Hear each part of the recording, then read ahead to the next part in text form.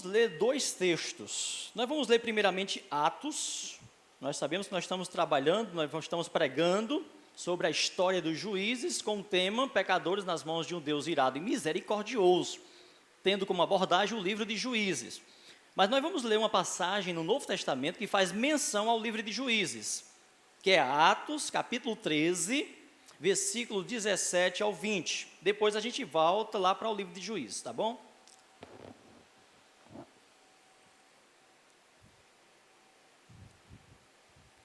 Atos 13,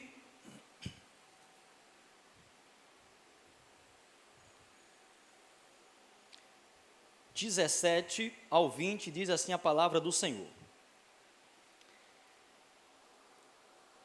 O Deus deste povo de Israel escolheu a nossos pais e fez o povo prosperar, sendo eles estrangeiros na terra do Egito. Com braço poderoso os tirou dela e suportou os seus costumes no deserto por espaço de quase 40 anos. E destruiu as 7 nações na terra de Canaã. Deu-lhes por herança a terra deles.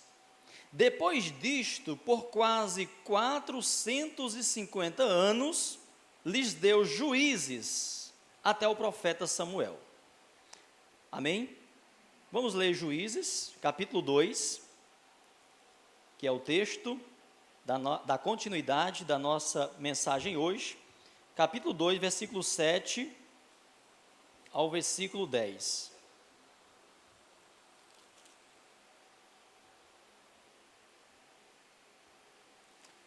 Juízes 2, 7 ao 10 diz assim: Serviu o povo ao Senhor todos os dias de Josué e todos os dias dos anciãos que sobreviveram a Josué, e viram toda aquela grande obra do Senhor, a qual ele fizera a favor de Israel.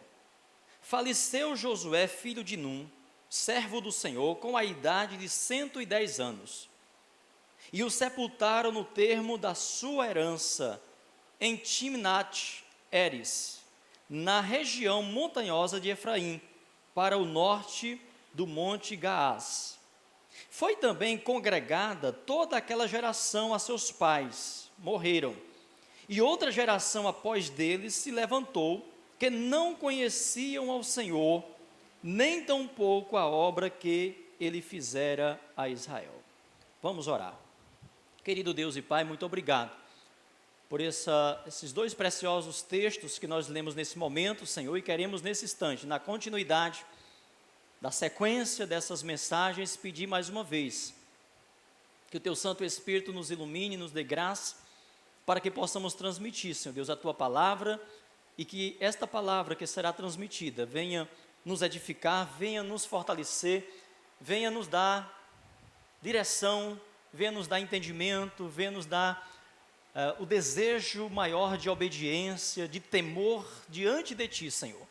Que os exemplos que vamos ver nessas sequências de mensagens sobre esses homens que o Senhor levantou para julgar, para dirigir o Teu povo Israel, que nós possamos aprender, Senhor Deus, com os Seus atos de justiça, de fidelidade e, ao mesmo tempo, Senhor Deus, não incorrer no mesmo erro que eles, como homens, assim como nós, acabaram falhando, acabaram pecando, acabaram desobedecendo e sofrendo ali as consequências. E a Tua palavra vai nos dizer que tudo isso está escrito, está registrado, para exemplo, para que nós como igreja não venhamos incorrer nos mesmos erros, nos mesmos pecados.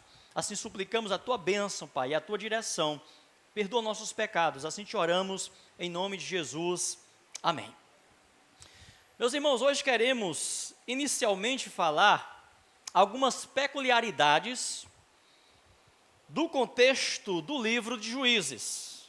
Domingo passado nós fizemos uma pequena narrativa, uma linha do tempo, começando ali por Gênesis até chegar a este período.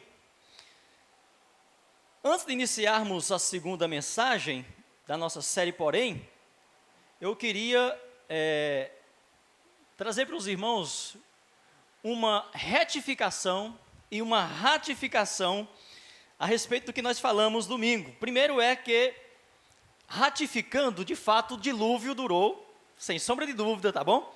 40 dias e 40 noites. Mas retifico que as águas do dilúvio não passaram sobre a terra 150 anos, como eu disse, viu? Foram 150 dias. Eu sei que os irmãos sabem disso, mas o bom da mensagem gravada é isso. Eu assisto todas as minhas mensagens, não somente uma vez, 2, 3 vezes, né? E isso me ensina muito. Outra coisa, quando falamos de Abraão, Isaac e Jacó, dificilmente nós esquecemos a sequência. Ou você já esqueceu alguma vez? Isaac, não, sempre vem direto, Abraão, Isaac e Jacó. Mas quando nós pegamos Sara, Rebeca, já mudei, viu? Sara, é isso mesmo, Rebeca e Raquel, às vezes a gente troca. E eu lembro que eu troquei. Teve um momento que eu dei por mulher a Jacó a sua própria mãe, Rebeca, lembram? Então, como eu disse, né, tem muitas coisas que você está pregando que o irmão vai, pastor, está errado, não é elegante, né? Mas, como eu disse, depois a gente pode realmente estar fazendo essas retificações, né, tornando reto aquilo que de repente não estava tão reto assim. Então, queridos, quem é o autor do livro de Josué? Ora, segundo o Talmud judaico e a tradição cristã primitiva, tanto Juízes quanto Rute e Samuel, o escritor é Samuel. E essa confirmação, esse apontamento vem mediante o que está escrito em 1 Samuel 10, 25, o qual o texto deixa entender que Samuel era escritor, que ele escrevia, que ele redigia os fatos concernentes à história que estava ali se desenrolando. A data que foi escrito o livro de Juízes, provavelmente 1050 a 1000 antes de Cristo. O contexto do livro, obviamente, né, contexto dos Juízes, que dá exatamente prosseguimento às narrativas da história de Israel posterior à morte de Josué, que morreu, conforme o texto que nós lemos, com 110 anos de idade. Então, queridos, dentro daquele contexto que nós vimos lá no início, os israelitas cometeram o grande erro de não expulsarem os habitantes da terra que eles possuíram. Os habitantes eram um povo pagão que possuíam a terra de Canaã. Pelo contrário, eles se misturaram com eles e começaram a praticar a idolatria. Consequentemente, Deus passou a disciplinar o seu povo com regularidade por meio da opressão, usando esses próprios povos que ali eles deixaram. Mas essa servidão, ou essa permissão de Deus, nós sabemos que tinha por objetivo levar os israelitas ao arrependimento e à contrição. Quando finalmente eles, em meio àquele sofrimento, aquelas aflições, eles clamavam ao Senhor por libertação, o Senhor estabelecia juízes. Daí, portanto, o nome do livro, Juízes. O período da opressão, eu estive vendo no livro, o período foi aproximadamente 186 anos, naqueles intervalos de o momento em que o povo fazia o que era mal aos olhos do Senhor e o momento que o povo clamava e Deus levantava. Você vai ver lá período de 7 anos de opressão, período de 8 anos, período de 18 anos, períodos mais longos de 40 anos, foi o período mais longo. E aí nós vamos ver o tempo de paz que eles viveram. O tempo de paz foram de 299 anos. Quando você soma esses 186 anos de rebeldia, né, de que eles sofreram na mão dos povos pagãos, com os 299 anos de paz, que era quando Deus levantava um juiz, ele era fiel a Deus e a terra gozava paz, vai dar mais de 459 anos. Pastor, mas por que Atos dos Apóstolos diz que foram aproximadamente 450 anos? Se fazendo a contagem vai dar exatamente um pouco mais do que isso. Ora, quando você vai ler o livro de Juízes, que você observa, você pode contar os anos de paz, você vai dar exatamente isso, 299 anos. Mas quando você vai realmente analisar os anos de cativeiro, de sofrimento, de opressão, não há uma sequência, então há uma probabilidade. Então, esse número, por exemplo, do tempo de sofrimento nas mãos ali dos povos pagãos, você não vai encontrar exatamente esse número que eu dei, de 186. Mas o número de 299 você vai encontrar. Se você for ler cada tempo, soma lá. Soma lá, Juízes, a terra gozou depois de Gideão, tantos 40 anos, 20 anos de paz. Vai dar exatamente esse período. O certo é que, arredondando, Paulo vai dizer lá que o tempo dos juízes, conforme nós lemos, durou aproximadamente, ou quase, 450 anos, o que, pequenas diferenças, não faz diferença alguma dentro da economia de Deus. Então, quem eram os juízes, meus irmãos? Esses juízes, eles eram, antes de tudo, militares e não apenas juristas, que por seus atos heróicos exercia o juízo de Deus e derrubava os opressores, trazendo ao povo um pouco de paz e de liberdade. Então o povo estava lá oprimido, então eles queriam que Deus levantasse, e Deus levantava aquele homem, né? Que não era apenas um legislador, mas um guerreiro, né? Que ia ali à frente do seu povo. Esses juízes vinham de onde? Vinham das 12 tribos de Israel, conforme nós falamos, né? São 12 tribos, que corresponde aos 12 filhos de Jacó, sendo que José recebeu herança com os seus 2 filhos, Efraim e Manassés, e Levi não entra nessa relação, porque a sua herança é o Senhor, seria a tribo dos levitas, a tribo dos sacerdotes. Então, queridos, os povos que os juízes enfrentaram naquele tempo, naquele período, foram os mesopotâmios, os moabitas, os filisteus, os cananeus, os midianitas e os amonitas. Durante a semana eu vou estar colocando alguns detalhes para os irmãos. Então vale lembrar, meus irmãos, que nenhum desses juízes que foram levantados conseguiu governar o país inteiramente até a chegada de Samuel, que foi o primeiro dos profetas e o último dos juízes, e aquele que veio a consagrar 2 reis em Israel. Mas aí você pergunta, pastor, mas a Bíblia não diz que Moisés era o grande profeta? Sim, Moisés foi um profeta, mas a escola dos profetas, a geração dos profetas, sequencialmente, vai acontecer a partir de Samuel. Então, Samuel é o primeiro profeta reconhecido na história de Israel, dentro dessa escalada, o último juiz e o profeta que consagrou os 2 primeiros reis de Israel, no caso, Saul e Davi. E por isso que se atribui estes livros ao profeta Samuel, porque ele viveu exatamente no período desses 2 reis. Sobre o livro de Juízes, Arthur Kundal diz o seguinte: muitos acontecimentos em Juízes entristecem o leitor. Talvez nenhum outro livro da Bíblia demonstre tão claramente a fragilidade humana como o livro de Juízes. Em contrapartida, o livro apresenta sinais inconfundíveis da compaixão e da misericórdia e paciência divina. Podemos perceber, ao refletir sobre a vida desses salvadores menores, a necessidade de um Salvador Supremo em nossa época atual. Alguém de vida pura e capaz de libertar com perfeição, não apenas para esta vida passageira, mas para toda a eternidade. Fecha aspas. Uma observação, não feita domingo passado, é que quando Israel consultou, nós lemos lá no primeiro versículo de Juízes, quando Israel consultou a Deus, perguntando quem subiria primeiro a enfrentar os povos, Deus disse claramente que Judá subiria. Mas o que fez Judá? Judá chamou a seu irmão Simeão. Por que que ele tomou essa iniciativa? Desobediência logo no início.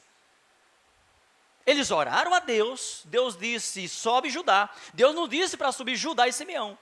Judá, a tribo de Judá, provavelmente já com um certo temor, com um certo medo, e já ali dentro do espírito da desobediência, chama uma outra tribo para ir juntamente com eles naquela empreitada. Mesmo assim, meus irmãos, quando nós lemos lá no início, nós vemos que Deus deu uma grande vitória para Judá.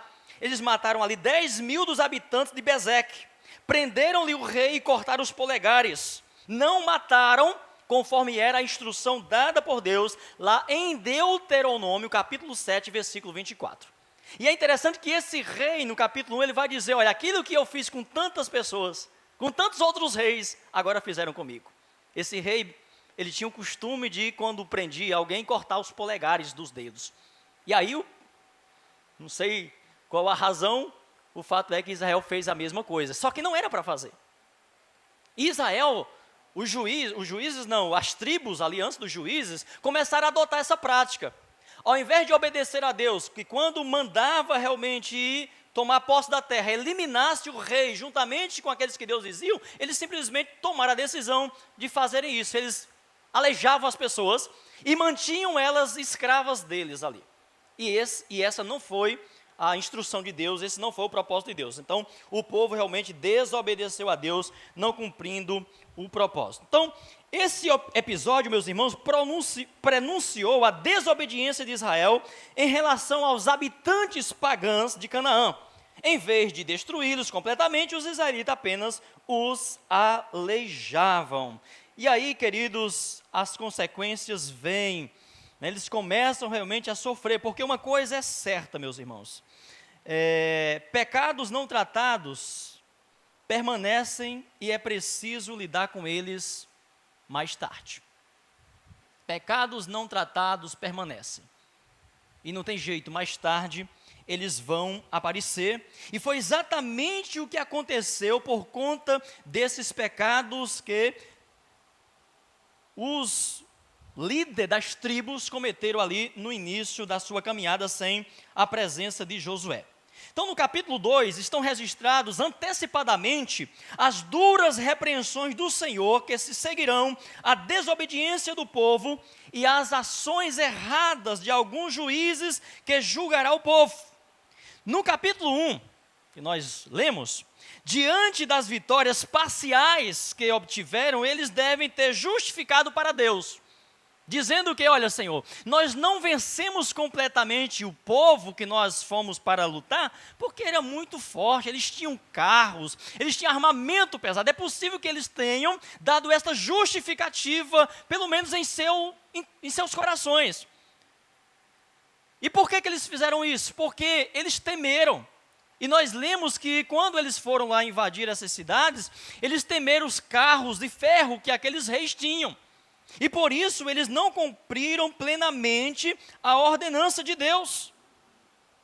E aí, Senhor, é por isso que nós deixamos eles conosco. Não foi possível vencê-los completamente. Eles tinham carro de ferro, então não teve jeito, tivemos que deixá-los conosco. Na verdade, o medo tomou conta de seus corações, porque, meus irmãos, desobediência sempre gera medo. Pode ter certeza. Se você estiver em obediência com Deus, você não tem medo de determinadas coisas. Mas se você estiver em desobediência, você vai temer. Então foi o que aconteceu. Ou seja, ao invés de atacarmos violentamente o inimigo, vamos ser mais maleável com eles. Vamos deixar eles conosco, né? Ou seja, eles não estavam temendo a Deus verdadeiramente, então o medo fez com que eles, de certa forma, não diretamente fizessem uma aliança com os povos vencidos. Só que essas vitórias, elas foram parciais, por conta da desobediência.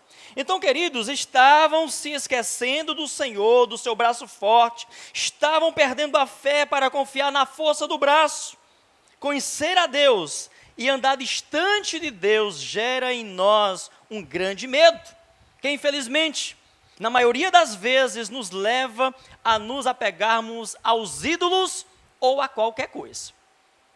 Então, enquanto o povo estava em obediência a Deus, Deus era o Deus único deles. E eles tinham vitória, e eles eram felizes e prósperos. Mas ao passo que eles iam desobedecendo a Deus, eles tinham que se apegar a alguma coisa.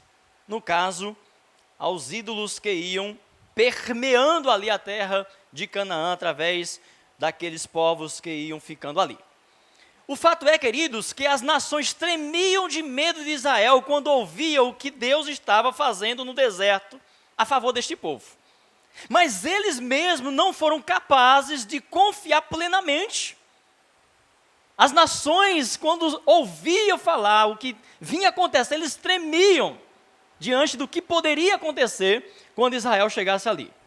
De modo que o capítulo 2 começa falando, logo no início, do anjo do Senhor que desceu de Gilgal. Quem era esse anjo do Senhor? Provavelmente, segundo o que eu andei estudando, fosse Jesus, porque quando há essa identificação, né, do artigo definido, o anjo do Senhor, no Antigo Testamento, há uma referência muito direta à pessoa do Senhor Jesus. E é interessante essa descida do anjo que subiu de Gilgal a Boquim. Você sabe o que significa Boquim? Boquim significa pranteadores. E Gilgal foi o lugar onde eles foram abençoados, onde eles conquistaram, onde eles venceram. E o anjo subiu de lá para descer até Boquim, o lugar onde eles estavam pranteando, onde eles estavam chorando o resultado da desobediência. E o anjo vem e lembra aos hebreus o que Deus fizera às nações por onde eles passaram. O anjo vem lembrar para eles, se você ler o início do capítulo 2, vai estar exatamente isso lá. Eu creio que os irmãos devem ter lido o livro de Juízes, hoje estão lendo, né? Ou estiveram escravos no Egito. O texto diz que o anjo veio de Gilgal, onde o povo foi abençoado, para Boquim, onde o povo chorou. Ou seja, Israel passou da vitória para a lamentação. Capítulo 2 é, na verdade, uma recapitulação do que viveu Israel e o que viverá dali para frente por conta da desobediência. E também um resumo antecipado do livro. Capítulo 2 é isso, é um resumo antecipado do livro. É como se o autor tivesse chegado lá no final e dissesse, olha, vamos colocar no capítulo 2 tudo que vai acontecer. E normalmente as coisas, às vezes, acontecem assim, né? Você escreve uma mensagem, quando você termina a mensagem, qual o tema que eu posso dar para essa mensagem? Mediante aquilo que Deus lhe deu, você pode tirar o tema dali. Então, o capítulo 2, se a gente fosse procurar no capítulo 2 a ICT, né, que é a grande verdade do texto, nós iríamos encontrar exatamente no capítulo 2 esse resumo. Então, dali para frente, eles iriam realmente viver aquele período de desobediência. Então, é também um resumo antecipado do livro. Os fatos aqui narrados é o que veremos no desdobramento na vida do povo e dos juízes. Deus os faz lembrar dos seus feitos maravilhosos, contudo, eles seguem na desobediência e infidelidade a Deus. O povo, meus irmãos, é muito tendencioso, não é, a esquecer o que de bom aconteceu nos dias passados. Por isso a necessidade da palavra lembrar foi exatamente o que aconteceu. O anjo do Senhor veio ali e trouxe a memória deles, lembrando, aquela forma do anjo colocar ali, era uma maneira de encorajá-los. Veja os feitos do Senhor, veja de onde Deus trouxe vocês. Vocês não têm que temer a essas nações. Mas ao invés disso, eles continuavam murmurando. Então, cuidado, não foi uma decisão deliberada do povo em desobedecer ao Senhor. Não nasce de uma reunião, não é um grupo que se levanta e deliberadamente diz, olha, nós não vamos mais servir ao Senhor. Nós não reconhecemos mais os seus grandes feitos do passado. Não acontece assim. Nunca vai acontecer assim. Jamais um grupo de fiéis, uma igreja vai se reunir e vai, olha, vamos mudar porque não é assim. Não, a coisa vai acontecendo. Tudo vai acontecendo com boas intenções, com relaxamento, com desculpas, com justificativas. Eles justificavam que os povos eram mais fortes e tal, esqueceram de que as vitórias deles não aconteciam pelo número de pessoas que eles tinham, mas pelas mãos do Senhor. Com isso não tem, e assim ficava, isso não tem nada a ver, né? Isso é coisa do passado. Essas coisas que a gente pode trazer para o nosso dia a dia, né? A igreja ali não pensa mais assim, o pastor tal nem liga mais para isso, nossa tribo precisa ser igual à tribo do outro.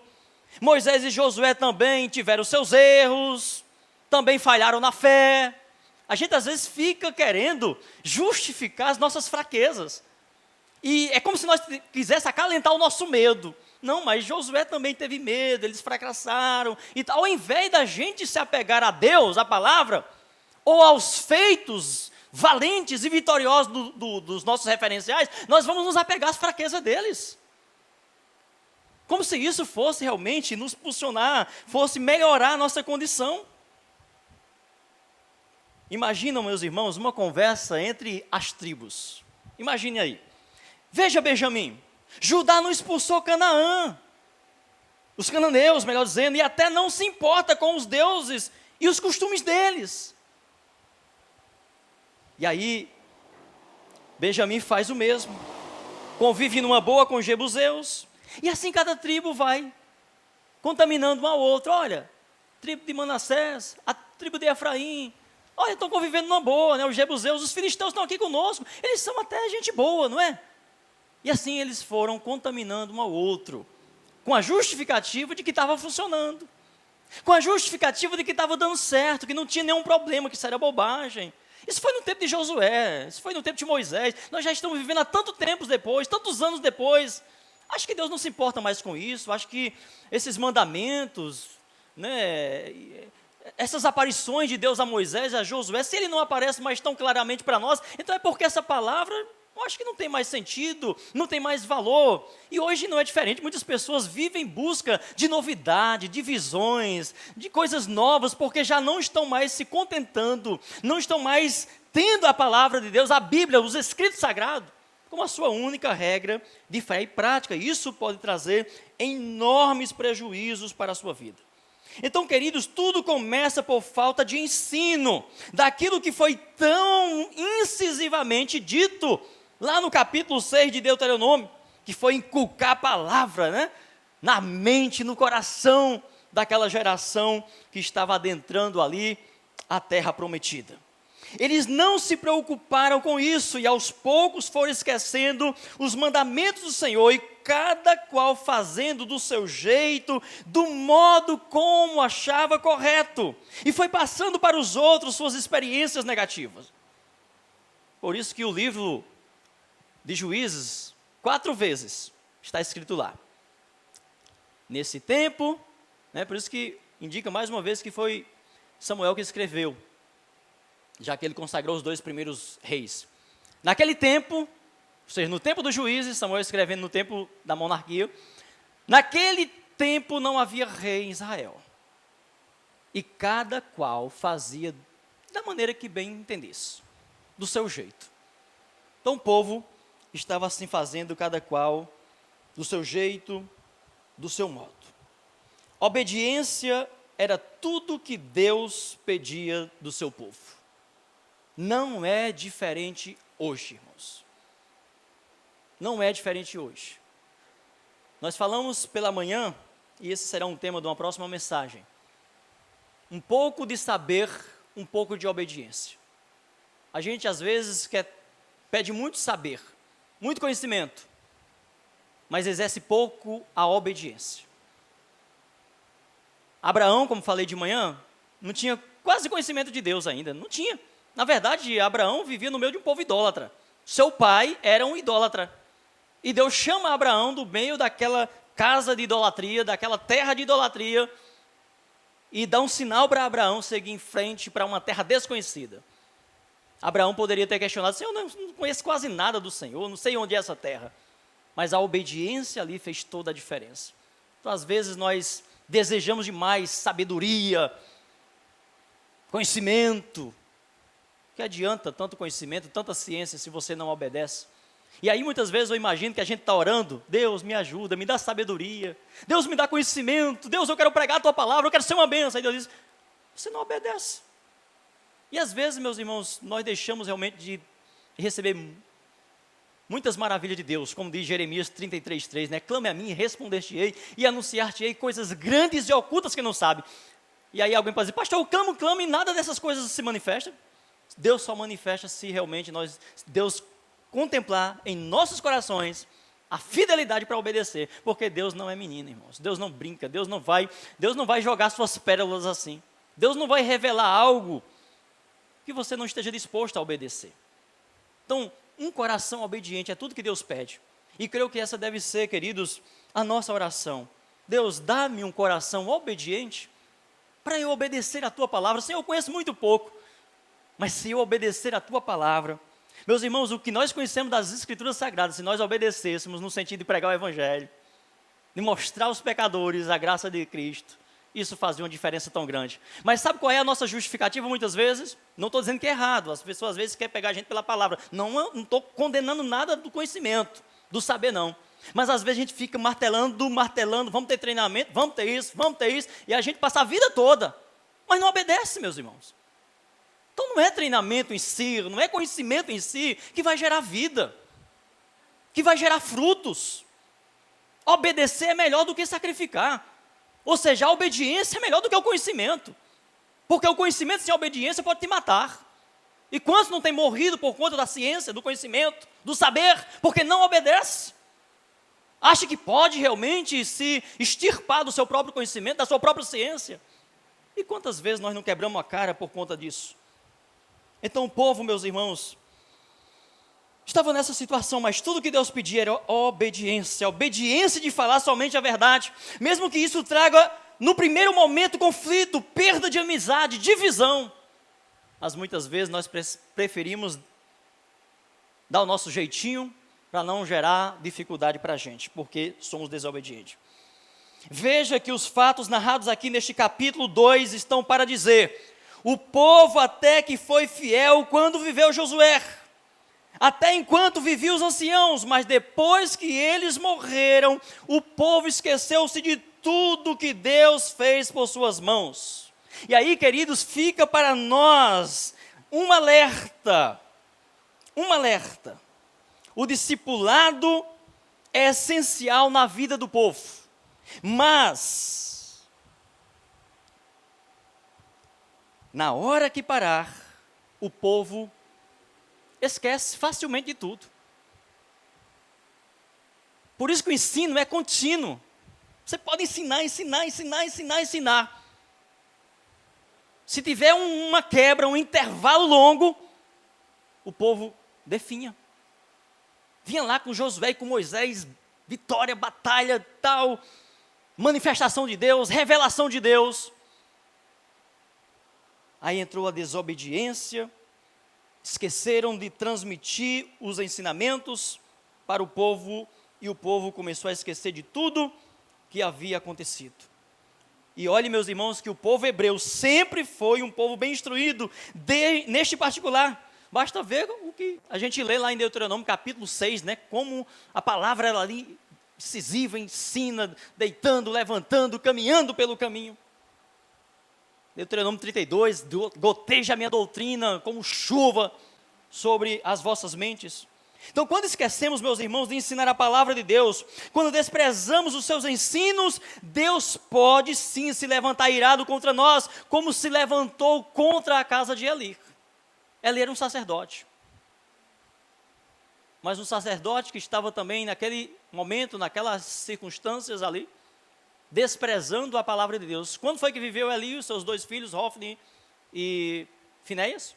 No contexto dos juízes. Foi no final desses juízes que nós vamos ver que Deus levantou o pequeno Samuel ali, porque a palavra de Deus era rara naquele tempo. Naquele tempo a palavra de Deus era rara, Samuel vai registrar isso. E o texto vai nos dizer, queridos, que a ira de Deus se levantou, e aí alguém não entende. Mas como assim, pastor? Deus se ira contra o seu povo? Claro, toda a Bíblia vai mostrar manifestações desse Deus irado. Mas que todo ato da sua manifestação de ira traz consigo também oportunidades, como nós vimos pela manhã. Oportunidade, misericórdia dentro dessas oportunidades. O problema é que nós temos a falsa compreensão de que a ira é o oposto do amor, sendo que muitas vezes isso não é verdade. A ira de Deus é mais amorosa, é mais graciosa do que os melhores atos de bondade e de amor da nossa parte. Porque nem sempre os nossos atos de amor, de misericórdia, são justos, mas a ira de Deus é justa. Então, em tudo que há justiça plena, há amor, há misericórdia. E isso nós podemos ver claramente no nosso Deus. A ira pode muito bem ser uma manifestação do amor de Deus. E é isso que acontece, o povo se prostituiu após outros deuses, o povo que Deus ama, então Deus se irou com esse povo. Diz aí o versículo 15 do capítulo 2 de Juízes, olha o que diz. Por onde quer que saíam para lutar, a mão do Senhor era contra eles para o mal. O Deus que sempre esteve ali, dando vitória, acolhendo. Agora, eles saíam para guerrear e Deus era contra eles. Ou seja, o Deus que dava força para eles vencerem os inimigos, estava dando força agora para os inimigos vencerem. Só pode compreender realmente essa palavra santa, irmãos, se você tiver essa visão do Deus justo, do Deus santo, do Deus que quando exerce a sua ira, Ele está exercendo também graça e misericórdia. De outra forma, se pensa como o mundo pensa. Como o Senhor lhes tinha jurado, e estavam em grande aperto. Nós sabemos que Jesus também se irou, não é? Quando Ele chegou ali no templo, na casa de Deus, e o povo estava fazendo do templo um mercado, um lugar de câmbio. Ele ficou irado com aquela profanação do santuário. O fato é, queridos, que Deus tinha, e Deus continua tendo hoje, na pessoa de Jesus Cristo, um relacionamento de amor, um casamento com o seu povo. Mas o povo escolheu viver relacionamentos falsos. A Bíblia de Gênesis e Apocalipse vai falar sobre uma prostituição espiritual que Deus abomina. Apocalipse, em especial, vai falar sobre esse tipo de pecado, de prostituição, de traição a Deus. E este é o entendimento que toda a Escritura, Deus toma o seu povo por esposa e espera que este povo lhe seja fiel, como Ele é fiel em cumprir a sua palavra. Por isso que aquela frase nos carros não combina, não é bacana. Deus é fiel. É óbvio. Agora, eu sou fiel. É isso que Deus espera, que eu seja fiel. Deus ser fiel faz parte da natureza santa de Deus. A minha fidelidade só é capaz quando eu sou contemplado por essa graça, por essa natureza de Deus, pela sua própria palavra, pela sua própria vida em mim. Olha o que diz a palavra de Deus em Isaías 54, versículo 5 ao versículo 8.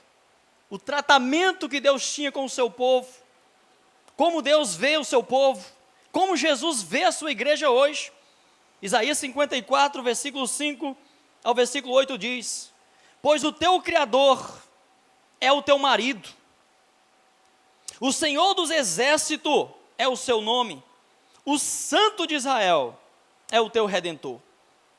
Ele será chamado o Deus de toda a terra. O Senhor te chamará como a mulher desamparada e triste de espírito, como a mulher da mocidade que fora desprezada, diz o teu Deus.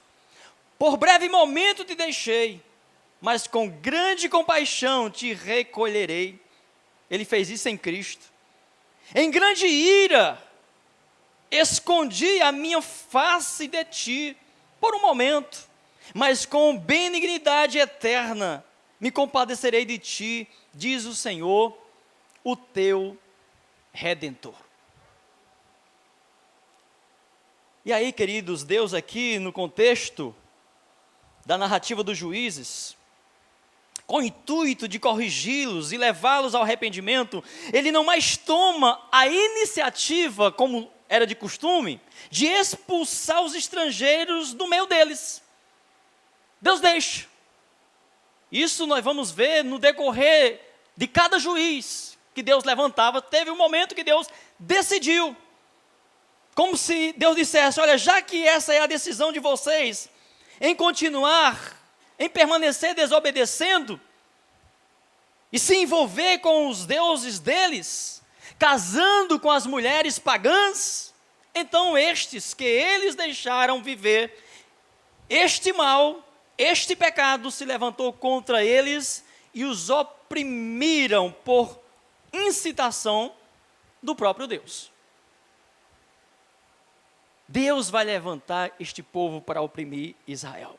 Deus deixa lá justamente para que eles possam aprender e ver para que serve um ídolo. Deus permite que eles sofram nas mãos dos deuses que nunca fizeram bem algum para eles, somente o mal. Deus, meus irmãos, não é o autor do mal, mas Ele pode muito bem usar o mal para corrigir os seus filhos. Ele pode usar até um governo tirano para corrigir.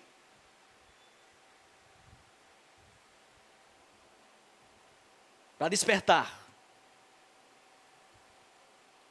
Quando a razão de determinados males, determinadas coisas estiverem acontecendo, seja por razão de desobediência, de desprezo à palavra. Porque quando a gente lê a história de Israel, irmãos, é incrível. O povo de Deus nunca perdeu uma batalha. Nunca perdeu uma batalha. Mas como pode? Não pode. Como é que Deus pode perder batalha? Ou seja, sempre que os exércitos de Israel sofriam, era por conta do pecado. Por conta de desobediência. Não tem. O povo de Deus é vencedor e ponto final, irmãos. Então, o que Deus pede para o seu povo é somente a obediência.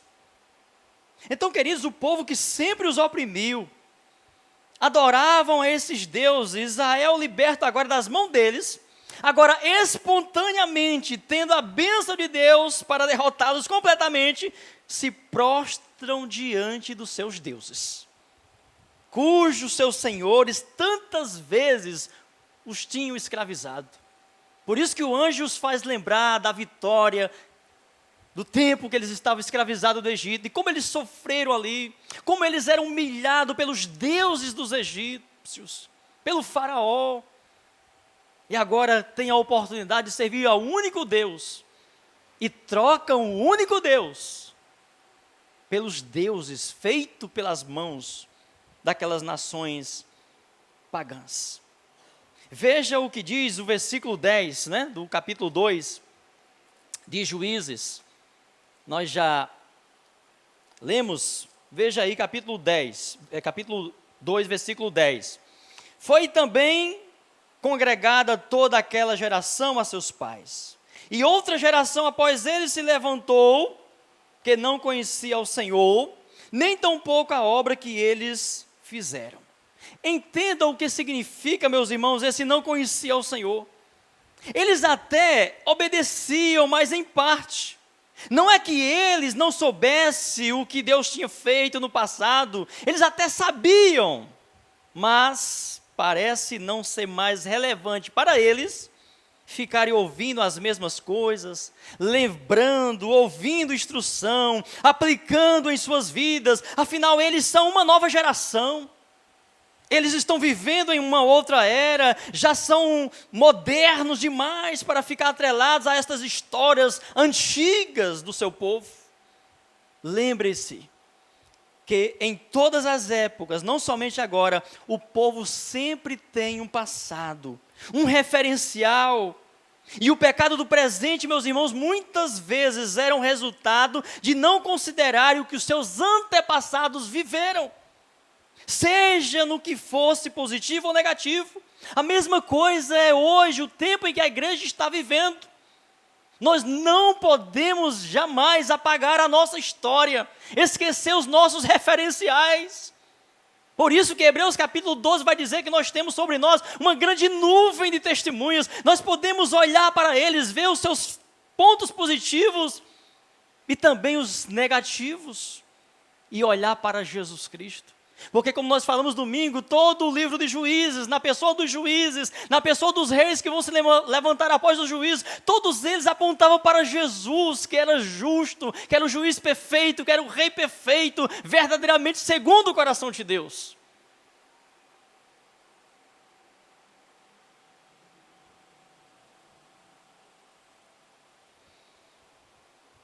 são os comichões de ouvidos na nova geração de hebreus. Tem nome de Judá, mas não é Judá. Tem nome de Benjamim, mas não é mais Benjamim, tão distante. Tem nome de Efraim, de Zebulon, levam apenas o nome. Não consideram mais. É igual se vê hoje, né? Pessoas que dizem, eu sou judeu. Mas quando vai para as escrituras, não tem nada de judeu, né? Na verdade, se for considerar com o que ensina o Deus que conduziu aquele povo. Será que isso não tem muito a ver com a gente hoje, irmãos? Tem nome de igreja, mas não é igreja. Tem nome de quem está vivo, mas está morto. Foi o que Jesus falou lá para a igreja de Laodiceia. Tem nome de crente, mas é incrédulo. No que diz respeito às escrituras, à obediência. O que acontece quando nos afastamos de Deus, irmãos? Quando esfriamos na fé. Quando nós perdemos o nosso relacionamento pessoal com o Senhor, nós vamos buscar a plena satisfação em deuses falsos, em outras coisas, naquela época, deuses que correspondiam às suas necessidades. O Deus da colheita, o Deus do amor, o Deus do sexo, o Deus da fertilidade, o Deus da chuva, o Deus do sol. Eram os deuses que eles buscavam naquele tempo, quando a Bíblia Sagrada dizia que havia somente um Deus. Mas agora, por medo, por desobediência, eles buscam amparo, por terem deixado o Senhor, nesses deuses. Eu adoro aquilo que me convém, aquilo que eu preciso, que atende às minhas necessidades.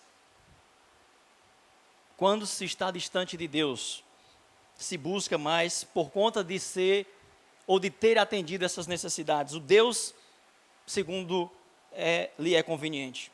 E nos dias de hoje nós fazemos a mesma coisa.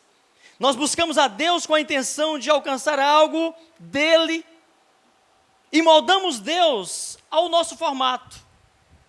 Colocamos ele em uma caixinha, dominamos Deus através do nosso modo de viver descompromissado com ele. Eles juntam Deus com os seus deuses. Os outros deuses começam a ganhar espaço no coração deles. Ou vocês pensam que quando a gente lê a história de Israel, diz que eles estavam adorando deuses, né? E tal, vocês pensam que eles não canalizavam Deus para aqueles deuses? Simplesmente eles diminuíram Deus. Quando diz que eles esqueceram Deus, que essa nova geração não conhecia o Deus de Israel, não é que eles não chamassem o Deus Jeová, não. Pensa hoje na religiosidade cristã que tem hoje. Os cristãos no mundo hoje chamam Deus, quem é a direção não é para o Deus da Bíblia? É. Mas na prática, as representações do Deus de Israel, qual é? É as escrituras ou é um ídolo? Ou é um Deus que eles conseguiram colocar numa caixinha, num nicho? Então o povo de Israel esqueceram de dar exclusividade a Deus.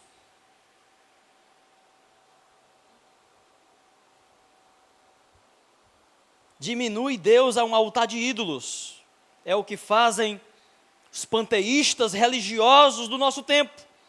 Eu começo a colocar a minha esperança no romântico, no poder, no dinheiro, no sucesso, no desejo de ser reconhecido. Isso é presença dos falsos deuses dominando o meu coração. Mas eu digo que não. Eu não deixei Deus. Eu ainda sou de Deus. Deus deixa de ser para estes um Deus pessoal para ser um Deus que está em todas as coisas. Discernimento zero. Deus é tudo. Deus está em todo mundo. Deus está em todo lugar. Ou seja, perderam o relacionamento pessoal com Deus. E agora Deus é qualquer coisa. E aí reduz Deus a um ídolo. Foi o que fez o povo de Israel. O nome de Deus continuava sendo falado. Os sacerdotes, filhos de Eli, ofereciam sacrifício a Deus. Aquele povo, meus irmãos, estavam tão contaminados, que até um fiel juiz tem a ousadia de oferecer sua filha, nós vamos ver, para ser sacrificada a Deus. Prática das nações pagãs. que Deus abominava. Mas o povo de Israel foi tão contaminado nesse período de 450 anos, depois da morte de Josué, que eles passaram a cometer abominações, perderam o discernimento. E esta é a tendência também de muitos hoje. E quantos milhões e milhões não têm perdido o discernimento da palavra, da igreja de Cristo, e tem condicionado e tem atribuído à igreja qualquer movimento, qualquer sentimento, qualquer romantismo, qualquer emocional, qualquer ajuntamento à igreja. Assim Israel a vida toda viveu. Carregou o nome de Benjamim, é Benjamim. Carregou o nome de Judá, é Judá.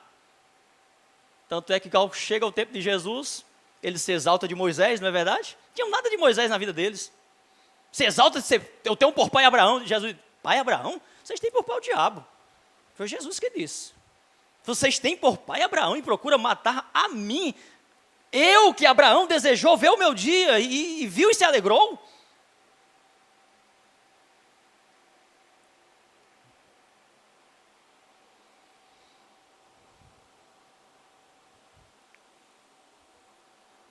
Deus não divide, meus irmãos, a sua glória com ninguém, não é?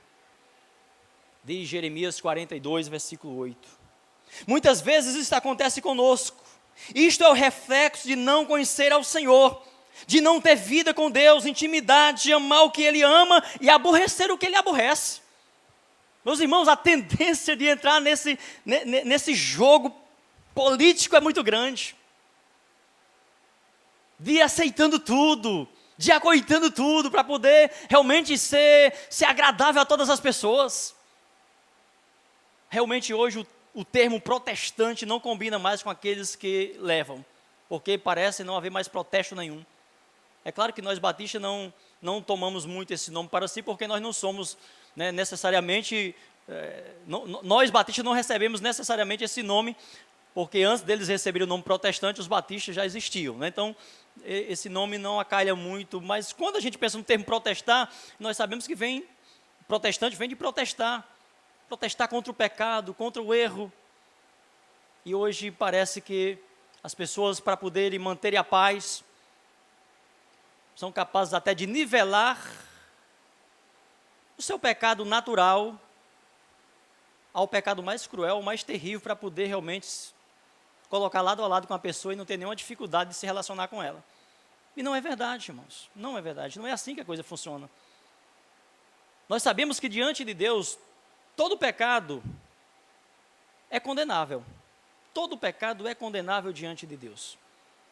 Mas nós não podemos politicamente amenizar o teor, a crueldade de determinados pecados, porque fere de forma muito violenta a santidade de Deus. E aí é claro que a gente não está aqui condenando um porque tem um baita de um pecado capital e o outro absolvendo porque tem um pecadinho, não. Se não for absolvido pela graça de Deus, tanto esse que tem um pecado horrendo e esse que tem um pecadinho que não é considerado tão pecado assim, se não se arrependerem, estão perdidos, como Jesus vai dizer lá em Lucas, capítulo 13. Quando eles se arrogavam, os fariseus, de não terem tanto pecado quanto aqueles sobre os quais caiu a torre de Siloé. Jesus vai dizer, vocês estão se arrogando disso? Vocês podem até não terem cometido realmente as mesmas abominações que eles, mas se vocês não se arrependerem, de igual modo perecereis. Jesus vai dizer isso claramente. Mas as Escrituras vão destacar realmente que determinados pecados, a igreja nunca deve jamais silenciar. Contra pecado algum. Mas eu digo isso porque parece que a gente está entendendo que tal pecado que nós biblicamente reprovamos tão veementemente não é tão grave mais assim. Acho que dá para aceitar, dá para conviver numa boa, naturalmente. Isso é muito perigoso, irmãos, porque isso é uma maneira realmente da gente ir esfriando, e porque quando eu sou inquirido de que o meu pecado é gravíssimo diante de Deus, que eu estou condenado se eu não me arrepender, eu vou pensar sobre aquilo. Mas quando eu digo, não, é normal, todos nós, e aquela linguagem bem política, ela é muito perigosa. Nós não podemos mudar, meus irmãos, o tom do que a palavra de Deus diz. Não podemos. Nunca podemos realmente minimizar as consequências do pecado, seja que pecado for. O pecado sempre traz destruição, o pecado sempre gera morte. Às vezes parece não achar, ou essa geração não achar mais interessante, a repetição da mensagem, tal como foi lido hoje, né? Não vos conformeis com este século, não vos prendais a um jugo desigual com os fiéis, fugir da prostituição, da fornicação, da idolatria. E aí, se a gente citar outros pecados que a gente antes citava, e toda a igreja dizia amém, se citar hoje, irmão vai dizer, pastor, não fala isso não. Pastor, não é assim que deve pregar não, não pode falar isso abertamente não. O que é isso, irmãos? Se não uma acomodação com o pecado? Se não uma aceitação? Nunca a igreja, nem antes, nem agora, rejeitou ou humilhou o pecador por conta do seu nível de pecado. A igreja sempre foi acolhedora. A igreja sempre foi misericordiosa e continua sendo, mesmo quando prega sob a ira de Deus contra o pecado. Agora, é claro que qualquer palavra nesse sentido hoje não é mais bem-vinda, nem mesmo dentro da comunidade cristã. Justificamos que não podemos, que não conseguimos, que é muito difícil, quando na verdade não queremos fazer o que é certo, como sendo a vontade de Deus. A tentação é muito grande, eu não consigo vencer. Consegue. É só querer submeter-se ao Senhor. Hoje é isso que a gente fala. Metendo um pecado, pastor, olha, é difícil, não dá, é difícil demais. É porque nós não estamos decididos a obedecer. Porque homem nenhum sozinho vence o pecado, irmãos. Israel não conseguia vencer. Por isso que quando eles clamavam, Deus se manifestava misericordiosamente e fazia-o vencer. Mas quando eles se voltavam para o pecado, eles se entregavam. É assim que acontece. Até afirmamos que Deus merece o melhor, não é? Que temos que dar o melhor, que Deus é o mesmo, mas saímos, na maioria das vezes, pela tangente com nossa justificativa. Como está o ciclo da nossa vida hoje? Melhorou de ontem para hoje ou continuamos no ciclo pecaminoso, engodado pelas nossas vaidades, embebecendo a nossa alma nos prazeres efêmeros deste presente século de ilusão? Nós temos mudado, irmãos, a mensagem, a palavra de Deus tem mudado as nossas vidas, porque nós vamos ver aqui na sequência, a partir do próximo domingo, a partir do momento em que Deus atende o clamor daquele povo e levanta os juízes, começando pelo primeiro juiz, nós vamos ver que vai ser um ciclo de sobe e desce. O povo é abençoado, o povo é atendido por Deus, mas depois esquece tudo que Deus fez. E a gente tem que ter cuidado para não ficar nesse ciclo. Ouve uma mensagem, ouve a palavra de Deus, se fortalece, sai determinado a ser bênção, mas aí, por qualquer motivo, a gente cede ao pecado durante a semana, e a coisa vai virando aquele ciclo, vai chegar um momento que a gente vai perdendo as forças, porque o pecado vai minando as nossas forças, e vai chegar um momento que a gente, eu não aguento mais, eu estou com vergonha de ir para a igreja, eu vou me entregar logo. Só que a gente não diz isso para ninguém. A gente diz isso no nosso consciente, mas vai conversar para ver se a pessoa diz. Está tudo bem, pastor, está ótimo, estou melhor do que antes. Mas compromisso com Deus, e eu vou dizer, compromisso com a igreja, zero. Eu não tenho com a igreja, mas eu tenho com Deus. Será que é assim as coisas, irmãos? Compromisso nosso é com Deus. Mas Deus tem um povo que Ele está tangendo, que Ele está levando. Esse povo chama igreja. E se nós realmente temos compromisso com Deus, nós fazemos parte desse corpo, a igreja do Senhor. E é incrível, meus irmãos, como à medida que este ciclo se repete, mais maldade eles são capazes de cometer. Inclusive, nós vamos ver que os juízes vão se tornando também cada vez mais corruptos, até que o próprio povo, mesmo ainda que atolado em toda idolatria e pecado, não aguentando mais os últimos juízes, que vai ser os 2 filhos de Samuel, vão pedir para si um rei. E é claro que este pedido tinha algo mais por trás, algo mais. Eles queriam se parecer com as outras nações também no quesito político. Porque no quesito espiritual, acho que eles já estavam sobressaindo. O povo das terras pagãs, ou o povo pagão que estava nas suas terras. E Deus disse que isso é uma coisa horrenda, que nem mesmo as nações pagãs faziam com facilidade. O quê? Trocar os seus deuses por outros deuses ou por um Deus único. E olha o que o povo de Israel fez, meus irmãos. Abra a sua Bíblia, em Jeremias, capítulo 2, versículo 11 ao versículo 13.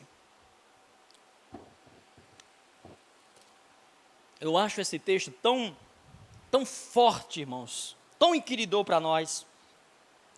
Capítulo 2 de Jeremias, versículo 11 e versículo 13, diz assim a palavra do Senhor: houve alguma nação que trocasse os seus deuses, posto não serem deuses? Isso é muito forte. Todavia o meu povo trocou a sua glória pelo que é de nenhum proveito.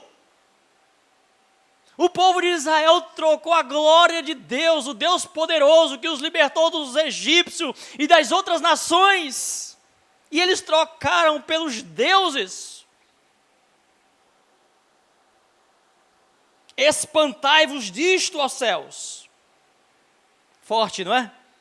Se espantem, céu, com o que os meus filhos estão fazendo, e horrorizai-vos, ficai verdadeiramente estupefatos, diz o Senhor. O meu povo fez duas maldades, a mim me deixaram um manancial de águas vivas, e cavaram cisternas rotas, que não retêm as águas.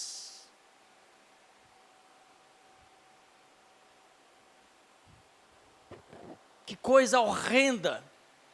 E aí, claro que quando nós lemos aqui, nós rapidamente, como igreja, como agraciados que somos, não temos nenhum ídolo, remetemos sempre à ideia de corações endurecidos, de desobediência aos nossos antepassados, ao povo de Israel.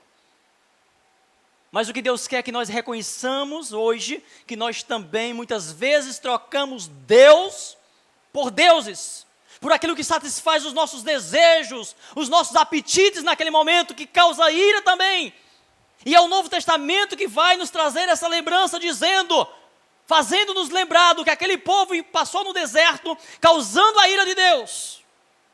De modo que ficaram muitos ali, e muitos não entraram no descanso, porque foram desobedientes, porque endureceram seus corações. E por isso diz as Escrituras Sagradas: hoje, quando ouvides a voz do meu Espírito, não endureçais os vossos corações, como que na provocação.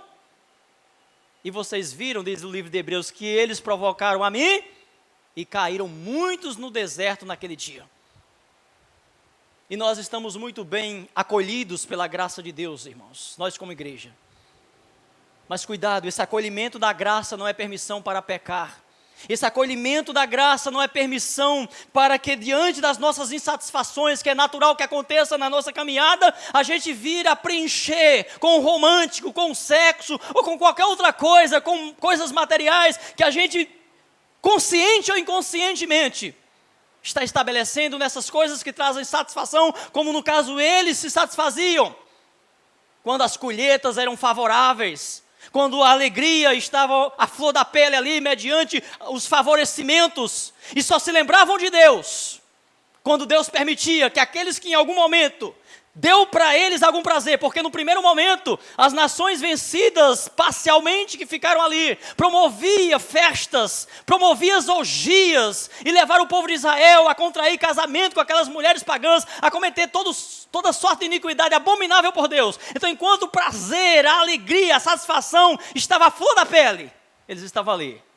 Mas aí vinham as consequências, porque quando Deus escolhe um povo por seu povo, Deus vai corrigir esse povo, porque Deus tem algo a concretizar através desse povo. E aí o povo vai sofrer as consequências daquela desobediência. Versículos 16 ao 23, oferece aí para a gente concluir uma prévia do período dos juízes e apresenta o ciclo que caracteriza aquela época: pecado, escravidão, súplica, salvação. Ou poderíamos descrever assim também: rebelião, retribuição, arrependimento, descanso. Então o povo vai ter realmente aí o período das repreensões, dos castigos, e também vão ter um período de paz, porque Deus é esse Deus que deseja que o seu povo tenha paz, que o seu povo tenha segurança, e sempre que o povo de Deus estão realmente buscando ao Senhor, estão realmente em obediência a Deus, esse povo realmente tem um tratado de paz prometido por Deus, e ela é real. E assim, queridos, vai acontecer até o final desses 450 anos de juízes: pecado, sofrimento, arrependimento, perdão, fica bem com Deus, peca de novo, e o ciclo vai se repetindo até não ter mais juiz.